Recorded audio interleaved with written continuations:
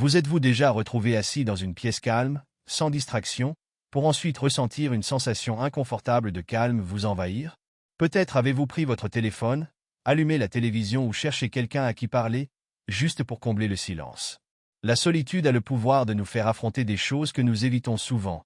Nos pensées, nos sentiments et même nos peurs. Mais et si je vous disais que la solitude, loin d'être un obstacle à fuir, peut en réalité devenir votre meilleur allié? Après avoir eu 60 ans, j'ai appris l'une des leçons les plus transformatrices de ma vie, la valeur d'être seul. Et je ne parle pas de solitude, je veux dire de vraiment adopter la solitude comme outil de découverte de soi, de croissance et de guérison. Cette leçon n'a pas été facile. Comme beaucoup de gens, j'ai passé une grande partie de ma vie à assimiler la solitude à l'isolement ou à la tristesse. Je considérais la solitude comme quelque chose à éviter plutôt que de chérir. Mais au fil des années et des hauts et des bas qui accompagnent inévitablement l'âge, j'ai réalisé que la solitude n'était pas mon ennemi. En fait, c'est devenu l'une de mes plus grandes sources de force. Dans cette vidéo, je vais expliquer pourquoi la solitude est si puissante, surtout à mesure que nous vieillissons. J'explorerai les façons dont cela peut approfondir votre compréhension de vous-même, améliorer vos relations et même vous aider à redécouvrir des passions que vous pensiez avoir perdues. Que vous soyez déjà à l'aise d'être seul ou que vous soyez quelqu'un qui le redoute, je vous promets que ce message vous donnera une nouvelle perspective sur le pouvoir de la solitude. Restez à l'écoute jusqu'à la fin, car les leçons que j'ai apprises sur la solitude pourraient bien changer à jamais la façon dont vous percevez votre propre entreprise. Et si vous êtes nouveau ici, j'apprécierais que vous aimiez cette vidéo, vous abonner et activer les notifications. Continuons à répandre la sagesse ensemble. Accepter la solitude comme un cadeau et non comme une punition. Quand j'ai commencé à passer plus de temps seul, ce n'était pas par choix. La vie a une façon de se réorganiser avec l'âge. Les enfants grandissent et déménagent, les amis prennent leur retraite ou déménagent, et vous pourriez vous retrouver avec plus de temps libre que d'habitude. Au début, ce changement semblait déstabilisant.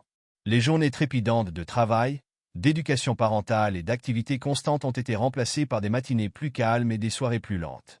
Je ne savais pas quoi faire de moi-même. Pendant des années, j'avais rempli chaque moment libre de quelque chose, de tâches, de conversations, et même de distractions insensées, parce que l'idée d'être seul me paraissait inconfortable. Mais peu à peu, j'ai commencé à comprendre que la solitude n'était pas quelque chose qui m'était imposé, c'était une opportunité. C'était un espace pour respirer, réfléchir et se reconnecter avec moi-même comme je ne l'avais pas fait depuis des décennies. L'une des premières choses que j'ai réalisées, c'est à quel point ma vie avait été façonnée par des attentes extérieures. Comme beaucoup de gens, j'ai passé beaucoup de temps à essayer de répondre aux besoins et aux demandes des autres, qu'il s'agisse des normes familiales, professionnelles ou sociétales. La solitude m'a donné l'occasion de prendre du recul et de demander « Qu'est-ce que je veux vraiment ?» Cela semble simple, mais c'est une question que je ne m'étais pas permis d'explorer véritablement depuis des années. Lorsque vous êtes seul, sans le bruit des opinions des autres ni les distractions de la routine quotidienne, vous commencez à entendre votre propre voix plus clairement. Vous remarquez ce qui vous apporte de la joie, ce qui vous met mal à l'aise et ce que vous avez ignoré chez vous. Pour moi, ce processus a été à la fois libérateur et stimulant. J'ai dû affronter des parties de moi-même dont je n'étais pas fier, de vieux regrets, des insécurités et des peurs que j'avais enfouies sous des couches d'activité. Mais j'ai aussi découvert des atouts que je ne connaissais pas. La solitude comme espace de croissance. L'une des choses les plus surprenantes que j'ai apprises sur la solitude est tout ce qu'elle peut vous apprendre sur la croissance.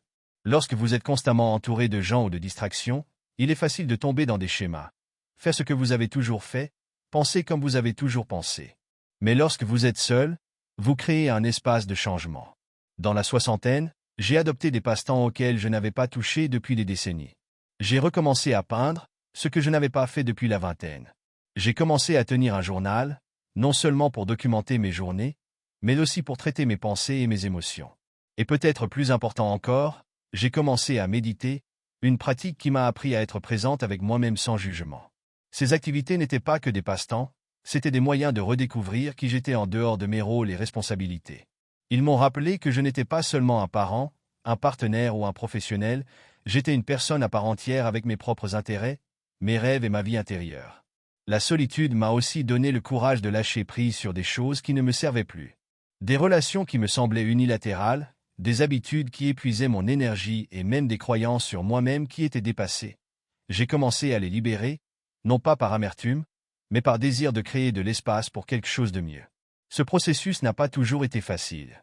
Lâcher prise peut ressembler à une perte, et être seul avec ses pensées peut parfois susciter des émotions que vous préféreriez éviter. Mais j'ai appris que la croissance nécessite souvent de l'inconfort. Et la récompense? Un sentiment plus profond de paix et de clarté sur qui vous êtes et ce qui compte vraiment pour vous. Le lien entre la solitude et les relations. L'un des avantages les plus inattendus de la solitude était l'amélioration de mes relations. Au début, cela semblait contre-intuitif. Comment passer plus de temps seul pourrait-il faire de moi un meilleur ami, partenaire ou parent? Mais c'est le cas. Voici le problème. Lorsque vous prenez le temps de vous connaître, vous vous présentez dans vos relations comme une version plus authentique et plus ancrée de vous-même. Vous ne comptez plus sur les autres pour combler vos lacunes émotionnelles ou valider votre valeur, parce que vous avez trouvé ces choses en vous. Pour moi, cela signifiait que je pouvais aborder mes relations avec plus de patience et d'empathie. Je n'étais pas aussi prompt à réagir ou à prendre les choses personnellement parce que j'avais développé un sentiment de calme intérieur. Je pouvais écouter plus profondément, communiquer plus honnêtement et apprécier les gens dans ma vie sans leur imposer d'attentes injustes. La solitude m'a aussi appris l'importance des limites. Lorsque vous valorisez votre temps seul, vous devenez plus intentionnel quant à la façon dont vous passez votre temps avec les autres. Vous apprenez à dire non aux choses qui ne correspondent pas à vos valeurs ou qui drainent votre énergie, et vous dites oui aux connexions qui comptent vraiment. Le pouvoir de la solitude pour retrouver la joie. L'un des plus beaux cadeaux qu'offre la solitude est la capacité de redécouvrir la joie, non pas celle éphémère qui vient des distractions extérieures, mais la joie profonde et épanouissante qui surgit de l'intérieur. Lorsque vous passez du temps avec vous-même, vous commencez à remarquer les petits moments calmes de la vie qui passent souvent inaperçus. Pour moi, cette prise de conscience ne s'est pas faite du jour au lendemain. Cela s'est glissé en moi, petit à petit, alors que je me permettais d'être présent dans le calme. Je me souviens d'un matin en particulier, assis sur mon porche avec une tasse de café. Le soleil commençait tout juste à se lever, projetant une lueur chaude et dorée sur tout. L'air était pur et le monde semblait calme et tranquille. À ce moment-là, je ne pensais pas à ma liste de choses à faire ni à rejouer d'anciennes conversations dans ma tête. Je ne m'inquiétais pas de l'avenir ni du passé. J'étais juste là, pleinement présent, savourant la beauté d'un simple lever de soleil. Et pour la première fois depuis longtemps, j'ai ressenti un immense sentiment de paix. C'est le genre de joie que la solitude peut apporter, celle qui ne dépend de personne d'autre ni d'aucune circonstance extérieure. C'est la joie d'être pleinement vivant dans l'instant présent, d'apprécier le monde qui vous entoure et la place que vous y occupez. Et plus vous acceptez la solitude, plus vous commencez à cultiver ce genre de joie dans votre vie quotidienne. J'ai commencé à remarquer d'autres moments comme celui-ci, regarder les oiseaux voleter dans le jardin, sentir la brise fraîche sur mon visage pendant une promenade, voir le bruit de la pluie frappant contre la fenêtre. C'étaient des choses que j'avais toujours été trop occupé pour apprécier, trop absorbé par le bruit de la vie pour vraiment les voir. Mais la solitude m'a appris à ralentir, à faire attention et à trouver de la joie dans les petites choses. Affronter la peur d'être seul, bien sûr, trouver de la joie dans la solitude n'est pas toujours facile. Pour beaucoup d'entre nous, l'idée d'être seul peut sembler intimidante, voire effrayante. Il est naturel de craindre le silence, de s'inquiéter de ce qui pourrait survenir lorsqu'il n'y a personne d'autre pour nous distraire. Je l'admets, j'ai eu des moments où le calme me semblait insupportable, où j'étais obligé de confronter des pensées et des sentiments que j'avais évités depuis des années. Mais voici ce que j'ai appris. Les choses que nous craignons lorsque nous sommes seuls sont souvent celles-là même auxquelles nous devons faire face pour grandir. La solitude crée un espace où vous pouvez affronter vos démons intérieurs, non pas pour les combattre, mais pour les comprendre. C'est l'occasion de soigner de vieilles blessures, de vous pardonner les erreurs du passé et de lâcher le bagage qui vous alourdissait. Pour moi, cela signifiait affronter des sentiments de culpabilité et de regret que je portais depuis des années. J'ai dû affronter mes échecs, les relations que j'avais négligées et les opportunités que j'avais manquées. Ce n'était pas facile, mais c'était nécessaire. Et à travers ce processus, j'ai découvert quelque chose de puissant, le pardon. Pas seulement le pardon pour les autres, mais le pardon pour moi-même. La solitude m'a donné le temps et l'espace pour réfléchir, pour comprendre que je suis humaine et que faire des erreurs fait partie de la vie. Cela m'a permis de voir que ma valeur n'est pas définie par mon passé, mais par la façon dont je choisis d'avancer. Et en me pardonnant, j'ai pu me libérer du poids de ces vieux regrets et faire place à quelque chose de nouveau, l'autocompassion. Solitude et créativité. Un autre don surprenant de la solitude est la façon dont elle nourrit la créativité. Lorsque vous êtes seul, libre du bruit et des exigences du monde, votre esprit dispose de l'espace nécessaire pour vagabonder, imaginer et créer. C'est quelque chose que je n'avais pas vécu depuis des années. Comme beaucoup de gens, j'ai passé la majeure partie de ma vie concentrée sur des questions pratiques, travail, famille, responsabilité. La créativité me semblait être un luxe que je ne pouvais pas me permettre. Mais au fur et à mesure que je passais plus de temps seul, j'ai commencé à redécouvrir mon côté créatif. J'ai recommencé à écrire, pas pour quelqu'un d'autre, mais pour moi-même. J'ai écrit mes pensées, mes souvenirs, mes rêves. J'ai commencé à dessiner, ce que je n'avais pas fait depuis mon adolescence. Et je me suis même mis au jardinage, qui est devenu une forme d'expression créative à part entière. Ces activités créatives n'étaient pas seulement des passe-temps, elles étaient un moyen de renouer avec moi-même. Ils m'ont rappelé qui je suis au-delà de mes rôles et responsabilités. Ils m'ont permis de m'exprimer comme je ne l'avais pas fait depuis des années. Et surtout, ils m'ont apporté un sentiment d'épanouissement dont je n'avais pas réalisé qu'il me manquait. La solitude permet de libérer votre créativité car elle supprime les distractions qui l'étouffent souvent. Lorsque vous êtes seul, vous êtes libre d'explorer vos idées sans jugement ni pression. Vous pouvez expérimenter, faire des erreurs et créer uniquement pour le plaisir. Et ce faisant, vous découvrez une connexion plus profonde avec vous-même et le monde qui vous entoure. L'équilibre entre solitude et connexion, autant j'en suis venu à valoriser la solitude, autant j'ai aussi appris qu'il ne s'agit pas de s'isoler des autres. La solitude consiste à trouver un équilibre, à créer un espace pour vous-même tout en maintenant des liens significatifs avec les personnes qui vous entourent.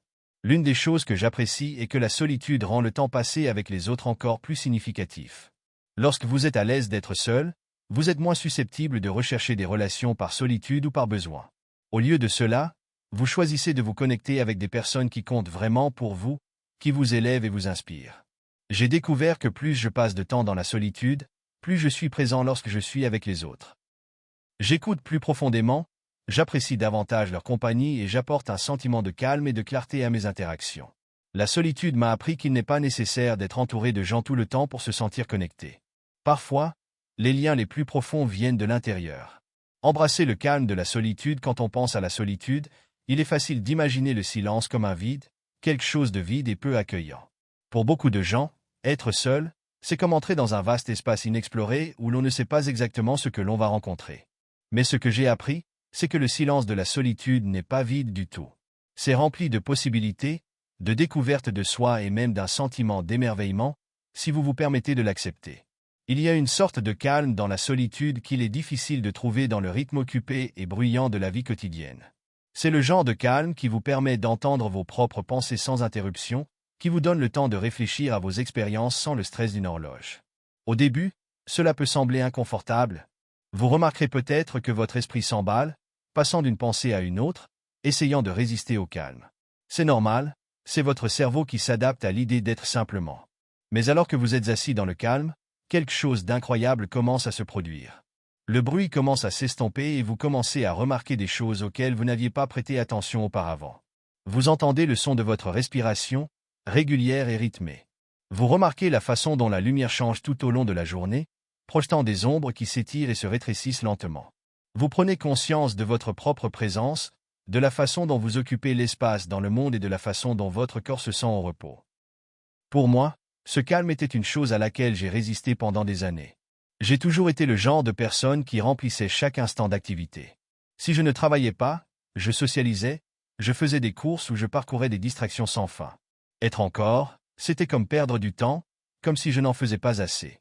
Mais en vieillissant, j'ai commencé à réaliser que toute cette activité ne m'apportait pas la paix, mais m'en empêchait. Quand je me suis finalement permis d'embrasser le calme, j'ai trouvé quelque chose que je ne cherchais pas, la clarté. Dans les moments calmes, j'ai commencé à me comprendre d'une manière que je n'avais jamais connue auparavant.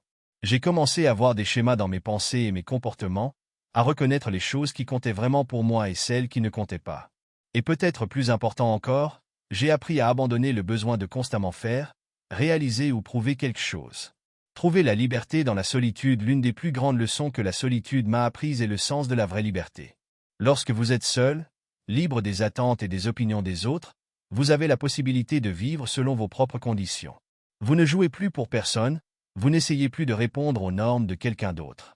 Au lieu de cela, vous êtes libre d'être simplement vous-même, d'explorer vos propres désirs et passions sans crainte d'être jugé. Pendant une grande partie de ma vie, j'ai ressenti une pression constante pour me conformer, pour être la personne que les autres attendaient de moi, pour dire les bonnes choses, pour faire les bons choix. Ce n'est pas que quiconque me l'ait explicitement demandé, il s'agissait plutôt d'une entente tacite, d'un scénario sociétal que je me sentais obligé de suivre. Mais à mesure que je passais plus de temps seul, j'ai commencé à remettre en question ces attentes. J'ai commencé à me demander, Qui suis-je quand personne ne me regarde? Qu'est-ce que je veux vraiment de la vie? Les réponses n'étaient pas toujours claires, mais le fait de poser ces questions était libérateur en soi. J'ai réalisé que beaucoup de choses pour lesquelles je m'efforçais n'étaient pas ce que je voulais vraiment, mais plutôt ce que je pensais devoir vouloir. La solitude m'a donné la liberté de redéfinir mes priorités, d'abandonner les choses qui ne correspondaient pas à mes valeurs et de me concentrer sur ce qui m'apportait vraiment de la joie et de l'épanouissement. Cette liberté s'étend également à la façon dont vous passez votre temps. Lorsque vous êtes seul, vous n'êtes soumis à l'emploi du temps ou aux préférences de personne d'autre. Vous pouvez vous réveiller quand vous voulez, manger ce que vous voulez et passer vos journées à faire ce que vous aimez. Cela peut paraître simple, mais le fait de pouvoir choisir comment vivre sa vie procure un profond sentiment d'autonomie. La beauté d'être votre propre meilleur ami dans la solitude, vous avez également la possibilité de nouer une relation avec vous-même, ce que beaucoup de gens négligent ou tiennent pour acquis. Lorsque vous êtes constamment entouré des autres, il est facile de perdre de vue vos propres besoins et désirs. Vous vous concentrez sur le fait d'être un bon partenaire, parent, ami ou collègue, ce faisant, vous oubliez d'entretenir votre relation avec la seule personne qui sera toujours avec vous, vous-même. Passer du temps seul vous permet de vous reconnecter avec qui vous êtes au fond. C'est l'occasion de réfléchir à vos forces et vos faiblesses, de célébrer vos réalisations et de vous pardonner vos erreurs. C'est l'occasion de vous traiter avec la même gentillesse et la même compassion que vous offririez à un être cher. Pour moi, cela signifiait apprendre à profiter de ma propre compagnie. Au début, c'était étrange, comme si je devrais faire quelque chose de plus productif ou social. Mais au fil du temps, j'ai commencé à trouver de la joie dans le simple fait d'être avec moi-même. J'ai commencé à apprécier mes propres bizarreries et talents, à rire de mes propres blagues et à être fier de mon propre développement. J'ai réalisé que je n'avais besoin de personne d'autre pour valider ma valeur ou me sentir complet. Cela ne veut pas dire que je n'apprécie pas mes relations avec les autres, c'est absolument le cas. Mais la solitude m'a appris que le fondement de toute relation saine est un fort sentiment d'estime de soi. Lorsque vous êtes à l'aise et confiant dans votre peau, vous apportez cette énergie dans vos interactions avec les autres. Vous êtes capable de fixer des limites, de communiquer vos besoins et d'établir des liens basés sur le respect mutuel et l'authenticité. La solitude comme miroir, réfléchir sur le passé et se comprendre lorsque vous passez du temps dans la solitude, l'une des expériences les plus profondes est de voir comment cela agit comme un miroir pour votre vie. Sans les distractions d'une conversation constante, du bruit ou du besoin de performer socialement, vous vous retrouvez avec vos pensées et la vérité non filtrée de votre propre existence. Pour beaucoup, cela peut être un processus difficile, mais il est aussi profondément gratifiant. La solitude ne consiste pas à fuir la vie, mais à y faire face avec honnêteté et curiosité. Une chose que j'ai apprise, c'est que la solitude vous donne le temps et l'espace nécessaires pour réfléchir à votre passé, non pas avec regret ou désir, mais avec compréhension. Quand on est plus jeune, la vie ressemble souvent à une série de sprints. Vous courez vers des étapes importantes, une carrière, une famille, un foyer, le succès. Mais à mesure que les années passent, et surtout après 60 ans, le rythme commence à ralentir. Vous réalisez que vous avez couru de nombreuses courses, et maintenant vous restez immobile, regardant en arrière la piste que vous avez parcourue. Dans ces moments de calme, vous commencez à voir des modèles. Les choix que vous avez faits et qui ont façonné votre vie, les relations que vous avez entretenues ou laissées échapper, les opportunités que vous avez saisies ou ignorées. Certains souvenirs vous apporteront de la joie, tandis que d'autres pourraient être teintés de regrets. C'est naturel. Mais la solitude m'a appris que chaque expérience, aussi petite soit-elle, fait partie de la tapisserie de votre vie. Et cette tapisserie est uniquement la vôtre, belle parce qu'elle est imparfaite, significative parce qu'elle est réelle. L'une des plus grandes leçons que j'ai apprises au cours de ces moments de réflexion est l'importance du pardon, non seulement envers les autres, mais envers moi-même. Il est si facile de se laisser entraîner dans des « et si ». Et si j'avais accepté ce travail?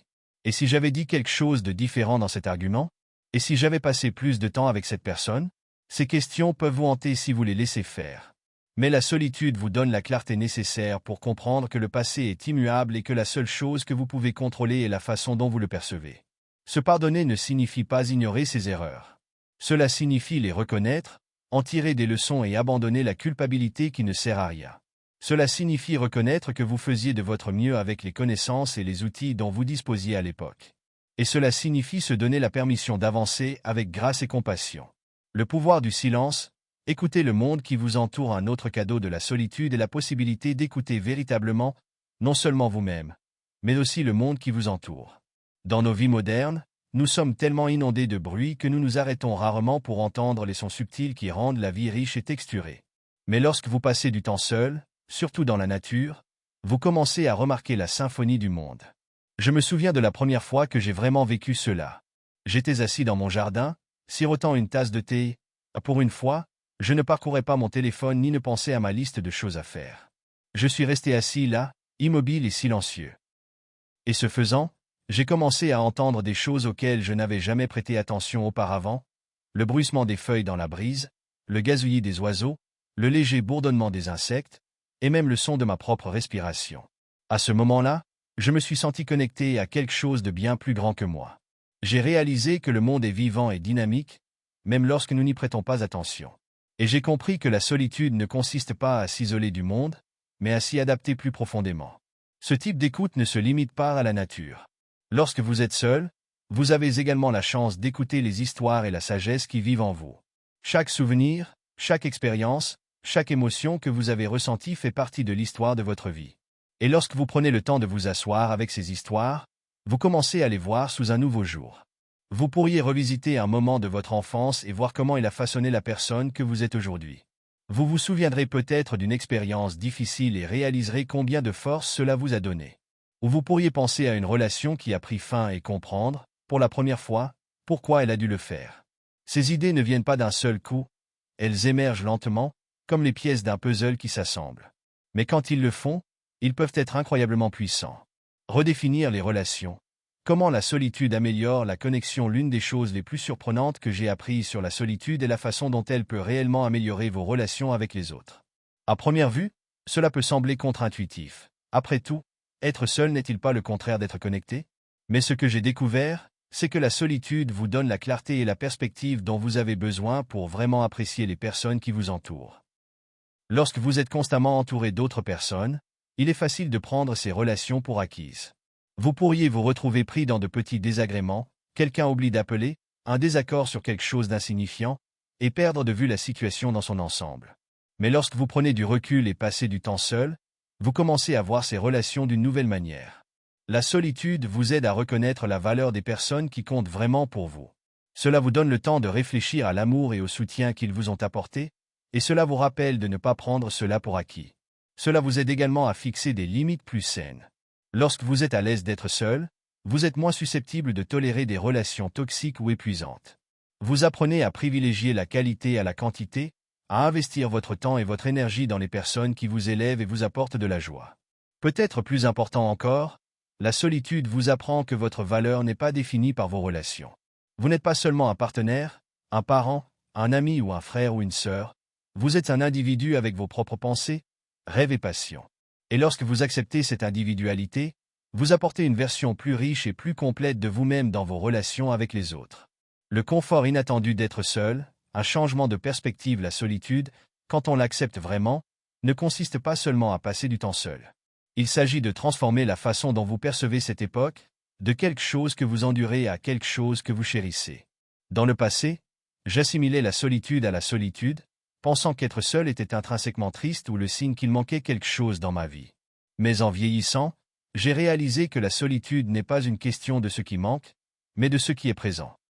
Il s'agit de découvrir la joie de sa propre compagnie et de s'épanouir dans les moments calmes et sans hâte de la vie. Au début, ce changement de perspective peut être difficile.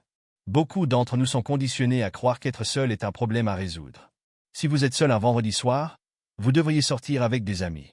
Si vous dînez seul, vous devriez envoyer un SMS à quelqu'un pour qu'il vous rejoigne. Si vous êtes assis seul dans un café, vous devriez faire défiler votre téléphone pour vous sentir connecté. Mais que se passe-t-il lorsque vous arrêtez de fuir la solitude et commencez à vous y pencher? Vous commencez à le voir non pas comme un vide, mais comme un espace à remplir de choses qui comptent vraiment pour vous. Au lieu de considérer le temps passé seul comme une lacune dans votre vie, vous commencez à le voir comme une opportunité, une toile vierge sur laquelle vous pouvez peindre votre propre bonheur, selon vos propres conditions. Cela ne signifie pas que vous devez abandonner vos relations ou vos activités sociales. Cela signifie simplement que vous ne comptez plus sur ces choses pour définir votre estime de soi ou votre épanouissement. Dans mon cas, la solitude est devenue un moment d'exploration, tant intérieur qu'extérieur. J'ai choisi des passe-temps que je n'aurais jamais pensé apprécier, comme le jardinage et le dessin. J'ai passé des heures à lire des livres que j'avais toujours eu envie de lire mais pour lesquels je n'avais jamais eu le temps. J'ai même commencé à écrire des histoires de ma vie, pas pour quelqu'un d'autre, mais simplement pour le plaisir de revisiter ces souvenirs et de voir où ils me mènent. Ce ne sont pas des activités grandioses qui changent ma vie, mais elles ont apporté un sentiment de joie et de sens à mes journées. La force tranquille de l'indépendance, l'un des aspects les plus stimulants de la solitude est l'indépendance qu'elle favorise. Lorsque vous êtes à l'aise d'être seul, vous ne dépendez plus des autres pour occuper votre temps ou valider votre valeur. Vous commencez à réaliser que vous êtes capable de créer votre propre bonheur, sans avoir besoin d'une contribution ou de l'approbation constante du monde extérieur. Cette indépendance ne signifie pas exclure les gens ou refuser de l'aide lorsque vous en avez besoin. Cela signifie simplement reconnaître que votre vie vous appartient.